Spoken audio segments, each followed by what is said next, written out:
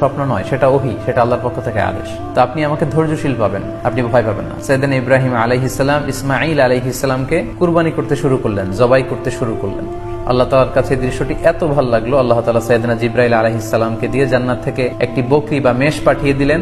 সাইয়েদনা ইসমাঈল আলাইহিস সালামকে ছুরির নিচ থেকে সরিয়ে ফেলা হলো, আর সেখানে ইসমাঈল আলাইহিস সালামের পরিবর্তে একটি জান্নাত থেকে আনা বকরি বা ছাগলকে সেখানে কুরবানি করা হলো। আল্লাহ তাআলা বললেন, কদ সাদ্দাকতা রুইয়া, ইব্রাহিম তুমি তো তোমার স্বপ্নকে সত্যায়ন করেছো, বাস্তবে রূপান্তরিত করেছো, তুমি তো এই কঠিন পরীক্ষায় সফলতার সাথে উত্তীর্ণ হয়েছো। সাইয়েদনা ইব্রাহিম আলাইহিস সালাম পরীক্ষায় উত্তীর্ণ হলেন এবং বাপ বেটার এই দৃশ্যায়নটি আল্লাহ তাআলার কাছে এত ভালো লেগেছে, আরশের উপর থেকে আল্লাহ তাআলা এত পছন্দ করেছেন ওনাদের স্যাক্রিফাইসকে, কুরবানিকে। কিয়ামত পর্যন্ত আমরাও যাতে কুরবানি করি, আল্লাহ তাআলা আমাদের জন্য এটাকে অবধারিত করে দিয়েছেন। সম্মানিত শুধু এখানে আমাদের জন্য সবচেয়ে বড় যে শিক্ষণীয় বিষয়, সেটি হচ্ছে সাইয়েদনা ইব্রাহিম আলাইহিস সালামের ঔরসে যখন ইসমাইল আলাইহিস সালাম আসে, তখন তাফসীর এসেছে ইব্রাহিম আলাইহিস সালামের বয়স ছিল 86 বছর। Could you imagine that? 86 বছর বয়সে যখন একটা সন্তান আল্লাহ তাআলা ওনাকে দান করলেন, আল্লাহ তাআলা বললেন যে সেই সন্তানকে তুমি জবাই করো। আমরা অনেক দম্পতির কথা জানি, তাদের সন্তান হয় না, 15 বছর, 20 বছর, 25 বছর পর অনেক সময়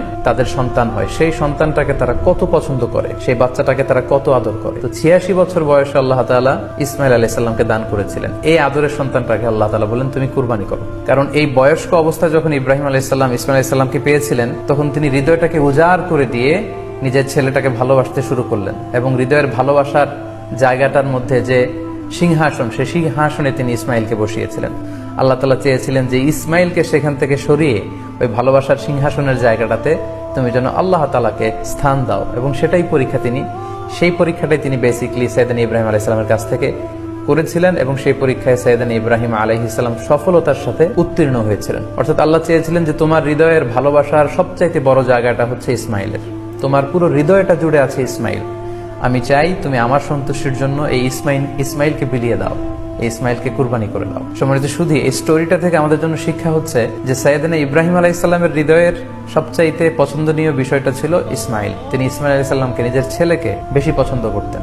ইব্রাহিম আলাইহিস সালামের হৃদয়ে যেমনি ইসমাইল ছিল, আমাদের প্রত্যেকের হৃদয়ে কিন্তু এরকম এক একটা ইসমাইল আছে, কল্পিত ইসমাইল, রূপক ইসমাইল। আমাদের কারো হৃদয়ের ইসমাইল হচ্ছে আমাদের টাকা পয়সা, আমাদের কারো হৃদয়ের ইসমাইল হচ্ছে আমার ব্যাংক ব্যালেন্স, আমাদের কারো হৃদয়ের ইসমাইল হচ্ছে আমার দামি গাড়ি, আমাদের কারো হৃদয়ের ইসমাইল হচ্ছে আমার দামি গাড়ি, আমাদের কারো হৃদয়ের ইসমাইল হচ্ছে আমাদের যশ, খ্যাতি, আমাদের ক্ষমতা, প্রতিপত্তি, এগুলো। আল্লাহ তাআলা চান আমাদের প্রত্যেকের যার যার হৃদয়ের ইসমাইল যেটা, সেটাকে আমরা আল্লাহ তাআলার সন্তুষ্টির জন্য উৎসর্গ করতে পারবো কিনা, আল্লাহ তাআলার খুশির জন্য, সেরেফ শুধুমাত্র আল্লাহ তাআলার জন্য আমার হৃদয়ের ইসমাইলটাকে আমি স্যাক্রিফাইস করতে পারবো কিনা।